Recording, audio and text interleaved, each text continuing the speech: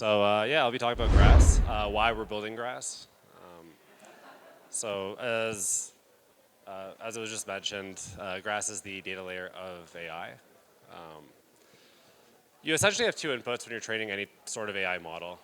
You've got your compute and you've got data. We're mainly focused on the data aspect here. And we identified several problems with, I guess, the data environment in the industry as it is today. It's very difficult to find up-to-date training corpuses. Yeah, closer to here. Oh, thanks, man. All right, sorry about that. Yeah, it's hard to find an up-to-date data training corpus. API costs tend to be fairly prohibitive. And we have this pretty big issue right now where if you're trying to scrape websites at scale using commercial data centers, it's very likely that you'll either be rate limited or honeypotted. The main reason for that is we've got thousands or actually even millions of web servers around the world that are finally realizing that the data they're hosting publicly is actually quite valuable.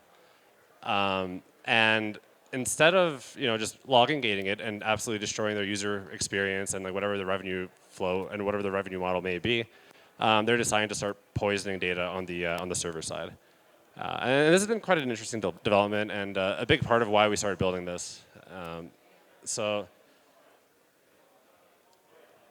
anyway, what Grass is it's essentially a network of almost 1 million nodes. Node it's a piece of software that someone installs on their desktop or on their Saga phone. Yeah, we're close to 1 million right now, and what they're doing is essentially distributing the data acquisition task of scraping the web at very large scale. And you have two competitive advantages by doing it this way. The first one is obviously parallelization. By pushing a lot of compute out to the nodes and a lot of the processing out to the nodes, you can actually reduce a lot of your bandwidth costs as well as your electricity costs. The second one is kind of a more nuanced one, but it's quite interesting. It's the fact that if you're running all these scraping agents on residential devices, on residential networks, and with like real device fingerprints, a lot of web servers actually can't detect that you're a crawler or a scraper, and you get an unbiased view of the internet. We've recently expanded to data cleaning as well. So instead of just scraping raw HTML, very similar to like what Common Crawl would be doing, we're actually also processing data sets. I guess like one example of that is after Sora came out, one of the larger open source AI foundations reached out to us and they said, hey, we need to compete with this. And we said, okay, no worries. We can go and scrape 200 million YouTube videos for you right now and package them into really clean data sets. So that's what we're doing at the moment. Another pretty cool thing we did fairly recently was we scraped the entirety of Medium. That was like tens of millions of articles. And it took us less than a week using 0.1% of our network, which was pretty exciting. And that was generally in response to Medium's CEO going out and saying he's going to start poisoning AI crawlers.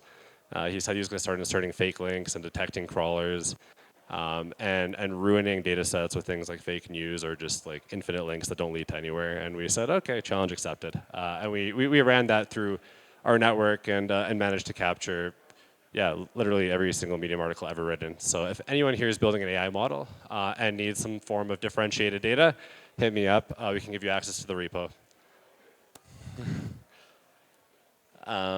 Yeah, why is this important? I kind of touched on some of this already. A lot of data on the web is being gatekept. A lot of it's being honeypotted. A lot of it's being poisoned.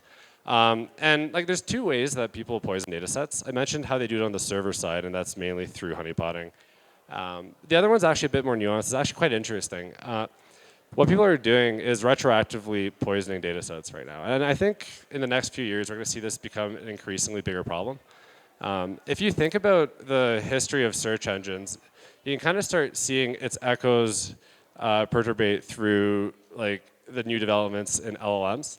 And if you think about like the core functionality of what a search engine actually does, is very similar to what an LLM is built for. It is what it's being used for, and that's why a lot of like LLM APIs right now are just competing with like SERP APIs, and in many cases being combined into the same product. And now, if you think about that, you think about, okay, how have search engines been monetized in the past? It's been through like some really crazy forms of value extraction.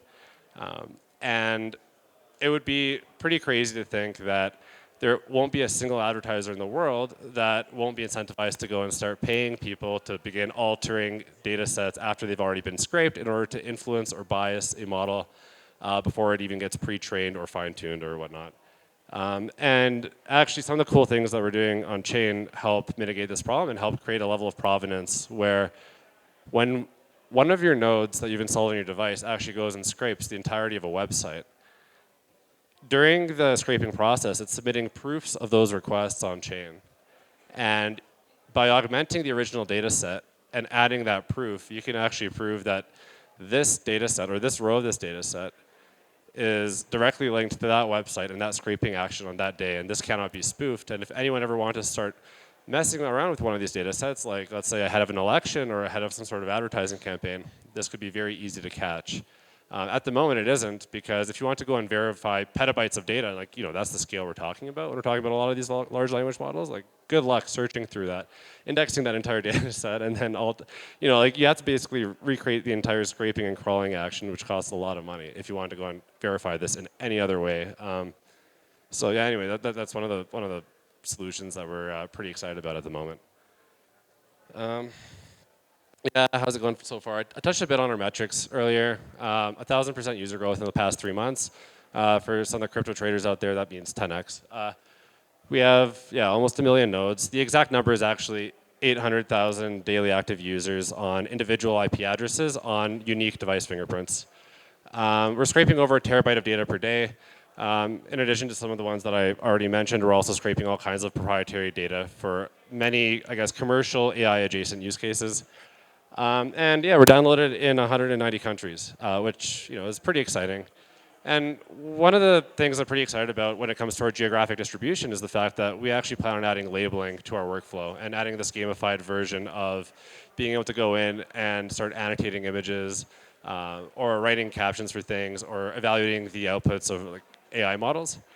And there are a few papers that were published recently that actually showed that it's only cost effective to automate about 25% of this process, which actually leaves a really huge need for human feedback for reinforcement learning. And when you're training LLMs together in order to get one to train, or like to alter data to train the other one, error propagates very quickly, which is why it's really important to have this human step when it comes to the recursive, I guess, processes that are involved. And then the reason that we that we like having this huge geographic distribution is the fact that once we add human feedback to these models or to these scraping processes, we can actually reduce the level of bias that would come from just concentrating a huge group of people in one region to label a bunch of images, and then we can just avoid things like the Google Gemini fiasco. I think that's the whole presentation. Thanks, guys. All right, guys, give it up for Andrej.